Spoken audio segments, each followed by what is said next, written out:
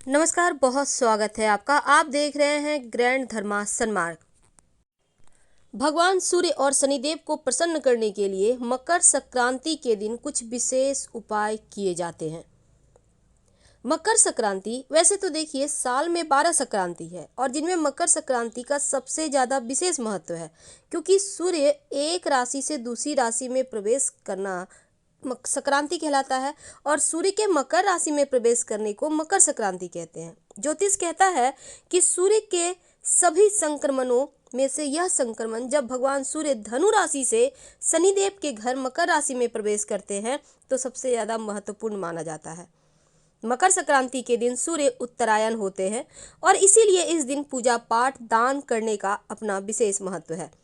मान्यता है कि इस दिन दान करने से उसका फल कई गुना ज़्यादा हो जाता है और पौराणिक मान्यता के अनुसार मकर संक्रांति पर कुछ उपाय किए जाएं तो घर में सुख सौभाग्य सब बढ़ता चला जाता है।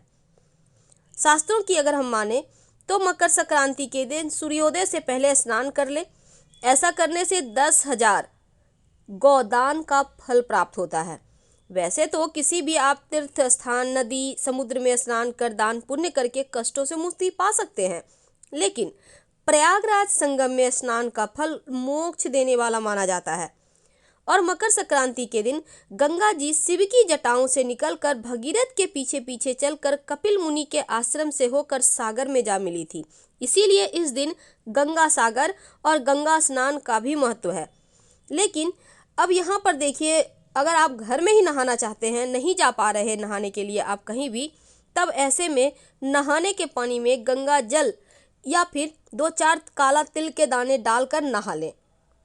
इसके बाद तांबे के लोटे में जल भरकर लाल पुष्प, लाल चंदन और काला तिल डालकर भगवान सूर्य का मंत्र जप करते हुए उन्हें अर्घ्य दें। अर्घ्य देते समय आपकी दृष्टि गिरते हुए जल में प्रतिबिंबित सूर्य की किरणों पर हो, ऐसा देख करिएगा। भविष्य पुराण के अनुसार सूर्य नारायण का पूजन करने वाला व्यक्ति प्रज्ञा, मेधा और सभी समृद्धियों से संपन्न होता हुआ चिरंजीवी होता है। यदि कोई व्यक्ति सूर्य की मानसिक आराधना भी करे तो समस्त व्याधियों से मुक्त होकर सुखपूर्वक जीवन व्यतीत करता है। और मकर संक्रांति के दिन सूर्य देव की पूजा जरूर करनी चाहिए। वैसे पद्म पुराण भी कहता है कि इस दिन उत्तरायण या दक्षिणायन आरंभ होने के दिन जो पुण्य कर्म किया जाता है, याद रखिए, जब सूर्य उत्तरायण होते हैं या फिर जब दक्षिणायन होते हैं वह अक्षय हो जाता है। इसीलिए इस समय तर्पण दान, देव पूजन अक्षय पुण्यदायी होता है। अगर आप ऊनी कपड़े, कंबल, तिल, गुड़ से बने व्यंजन, खिचड़ी का दान करें तो सूर्य नारायण और शनिदेव दोनों की ही कृपा प्राप्त होती है। 14 चीज़ों का दान करने का महत्व है। संभव हो तो किसी भी मंदिर या फिर गरीब लोगों में 14 चीज़ों का दान जरूर कीजिएगा। वैसे पुराणों में ये भी कहा गया है कि मकर संक्रांति के दिन सूर्यदेव धनु राशि से निकल कर मकर राशि में प्रवेश करते हैं और मकर राशि के स्वामी शनिदेव हैं। अब सूर्यदेव के पुत्र होते हुए भी अपने पिता से बैर रखते हैं शनिदेव, इसलिए शनिदेव के घर में सूर्य की उपस्थित होने पर शनि उन्हें कष्ट ना दे, इसीलिए तिल का दान और सेवन कर मकर संक्रांति में किया जाता है। तो किसी न किसी रूप में मकर संक्रांति के दिन काला तिल और गुड़ से बने खाद्य पदार्थों का सेवन जरूर करें ताकि भगवान सूर्य और शनिदेव दोनों की ही कृपा बरसती रहे। इस दिन कुछ विशेष प्रयोग किए जाते हैं धन लाभ के लिए। अभी तक हमने जितने प्रयोग बताए वो आम दिनों में यानी कि आम लोगों में आराम से किए जाने वाला प्रयोग है, लेकिन अब जो प्रयोग बताएंगे वो खास है।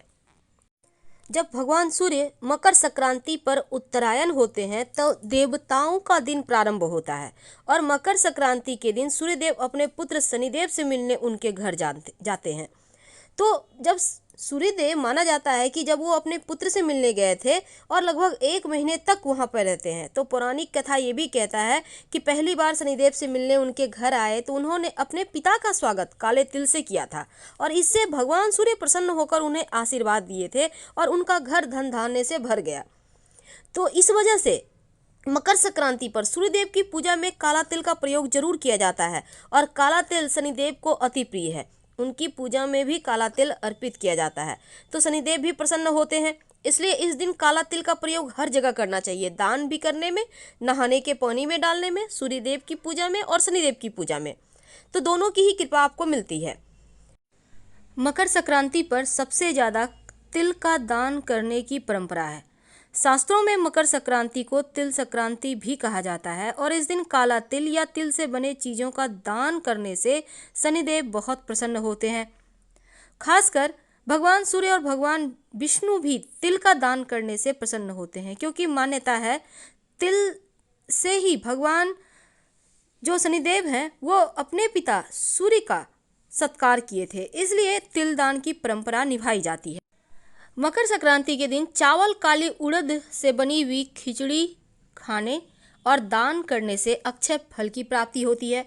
इस दिन गुड़ का दान करना, गुड़ से बनी कोई विशेष व्यंजन का दान करने से गुरु प्रसन्न होते हैं और शनि गुरु सूर्य तीनों ही आशीर्वाद देते हैं। नमक का दान करने की प्रथा बहुत पुरानी है।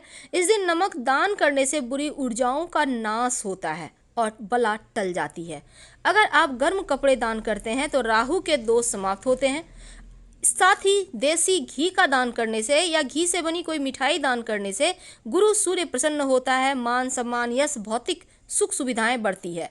रेवड़ी का दान करने से जीवन में सुकून आता है, सुख बढ़ता है। नए वस्त्र भी आप इस दिन दान कर सकते हैं। पक्षियों को दाना जरूर खिलाएं, गाय को हरा चारा खिलाएं और सबसे अहम बात कि शनिदेव को प्रसन्न करने के लिए सरसों के तेल का दान जरूर करें। अगर आपकी कुंडली में सूर्य नीच की स्थिति में हो, यदि मकर संक्रांति पर सूर्य देव की आप विशेष पूजा करें या सूर्य यंत्र लाकर आप स्थापित करें तो दोष कम हो जाता है। अगर आप इस दिन मकर संक्रांति के दिन भगवान सूर्य को जल देते समय जल में एक चुटकी काला तिल डालकर अर्पित करें तो यकीनन आपका सूर्य बेहतर होता है। ज्योतिष कहता है कि अगर आपका सूर्य बहुत गड़बड़ है तब बहते हुए जल में तांबे का सिक्का या चौकोर टुकड़ा प्रवाहित करने से सूर्य दोष कम हो जाता है। अगर आप लाल कपड़े में गुड़ और गेहूं बांधकर किसी जरूरतमंद को दान करते हैं तो हर इच्छा पूरी होती है। मकर संक्रांति के दिन गुड़ और कच्चा चावल बहते हुए जल में प्रवाहित करना भी शुभ माना जाता है और ये प्राचीन काल से होता आ रहा है। वैसे सूर्य देव को प्रसन्न करना हो तो इस दिन पके हुए चावल में गुड़ और दूध मिलाकर खाना चाहिए, यानी चावल का खीर, या फिर आप चाहें तो चावल बनाकर उसमें दूध गुड़ मिलाकर थोड़ा थोड़ा खाएं। सूर्य देव प्रसन्न भी होते हैं और शुभ फल भी मिलता है। जितना ज़्यादा संभव हो गर्म कपड़े, घी, चावल, दाल की खिचड़ी और कंबल इस दिन आप दान जरूर करें। जो भी चीज़ आप दान करते हैं कम से कम 14 की संख्या होनी चाहिए। एक ही चीज़ जरूरी नहीं है, सारे चीज़ मिला के 14 की संख्या में आप दान कर सकते हैं। सबसे ज़्यादा महत्व तिल या तिल से बने मिठाई के दान करने का है। मकर संक्रांति के दिन एक महाप्रयोग किए जाते हैं और वो प्रयोग है दीपक और कौड़ी का। सबसे पहले तो मकर संक्रांति के दिन सुबह में शुभ मुहूर्त में आप 14 की संख्या में कौड़ियाँ ले लें। अब इन्हें थोड़ा सा कच्चा दूध ले लें, उसमें 1-2 पंखुड़ी केसर का डाल दें। केसर ना हो तो 1 चुटकी हल्दी डाल दें। अब इससे कौड़ी को अच्छे से धोकर, यानी कि उसको स्नान कराना कहते हैं, स्नान करा लें। अब गंगा जल से शुद्ध करें। एक प्लेट में या पूजा के किसी बर्तन में आप इसको रख लें। माँ लक्ष्मी के सामने 2 दिया जलाएं, एक घी का और दूसरा तिल के तेल का। अगर तिल का तेल ना हो तो सरसों के तेल का दीपक में 2-4 दाने तिल का डालकर जला दें। तिल के तेल का दिया बाएं तरफ रखिए और घी का दाहिने तरफ। अब इसके बाद ओम संक्रांत्याय नमः 14 बार मंत्र पढ़कर इसको सिद्ध कर लीजिए, ये सिद्ध हो जाएगा। इसके बाद सूर्य की जो संक्रांति की पूजा आप करते हैं वो भी कर लें और दान की सामग्री का आप अच्छे से सब कुछ करके आप कर लें। ठीक 12 बजे इन कौड़ियों को भगवान के पास से, लक्ष्मी जी के पास से उठा लें और उन्हें अलग अलग शुद्ध और बरकत के स्थान पर रखिए। जैसे कि एक अपने पर्स में रख लें, अलमारी में रख लें, एक पूजा स्थान पर रख लें, अपने किचन में छुपा कर रख दें। सब जगह लाल कपड़े में बांध कर रखते जाइएगा। अपने बेड के नीचे रखें, काम करने के जगह पे रखिए, भंडार घर में रखिए, यानी हर जगह रख दें। बाकी सारे बचे हुए आप उठाकर माँ लक्ष्मी के तस्वीर के पीछे में छिपा कर रख दें या साइड में। तो ये काम सिर्फ संक्रांति के दिन ही करना है। इसके बाद दीपक का स्थान बदल देना है। यानी कि जो पहले दाहिने तरफ था उसे बाएं तरफ रख दीजिए और जो बाएं तरफ था उसे दाहिने तरफ रख दीजिए। अगर जल कम हो रहा है तो फिर से जला दीजिए उसको। और तिल के तेल का दीपक शाम को दहलीज पर रख दीजिएगा और घी का दीपक तुलसी के चौरे पर लगा दीजिएगा। यह प्रयोग सुख, समृद्धि, धन, धान्य, लक्ष्मी और सफलता सबको बढ़ाने वाला है। जरूर करें। हम फिलहाल